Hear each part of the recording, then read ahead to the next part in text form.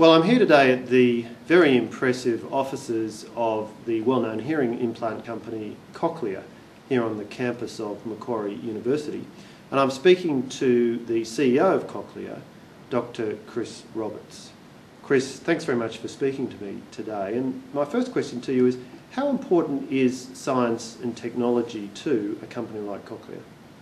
It's the key to growth. I mean, science and technology, or specifically technological innovation, is key to the growth of a country. It's key to growth of a company. Technological innovation restructures markets, for example. It's our lifeblood. Chris, last year you gave the JJC Bradfield Lecture on the topic of innovation in Australian business, and you talked about the role and the development of science and technology.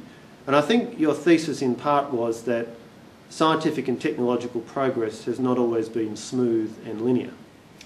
Yes, actually, I would say what I spoke about was really how man's prosperity had evolved over thousands of years. And if you think about how the evolution of man's prosperity, it's really about two things. It's about the ability to specialise, to do something quite well, and to be able to exchange it for mutual gain. So you need these two things, specialisation and trade, exchange for mutual benefit.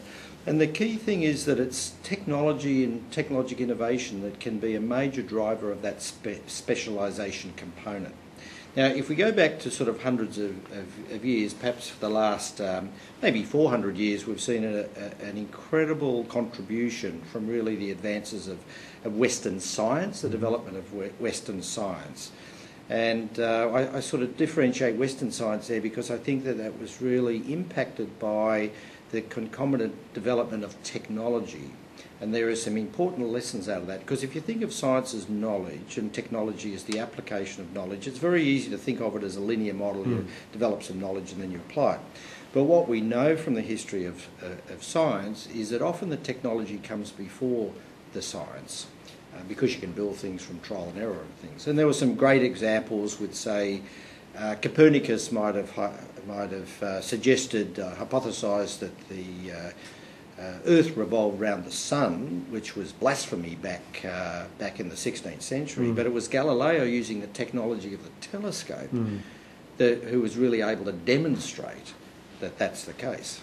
And incidentally, I think one interesting implication for public policy was, you talked a bit about Galileo, and I think one of the points you were making was that there are forces in society which can hinder or obstruct scientific and technological progress.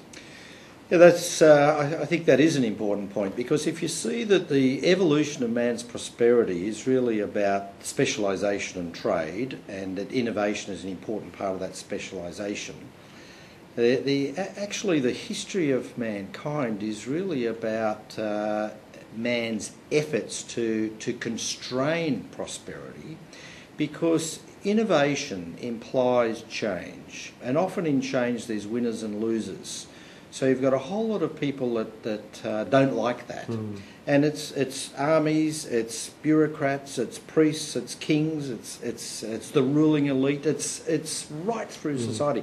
And that to me is how you can interpret the history of mankind over thousands of years. It's all the things to impact, impede the development of prosperity. And the point is, it exists today. There's an incredible amount of obstacles to free trade.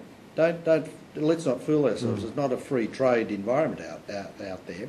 And similarly, we impede ourselves with regulations that have these unintended consequences as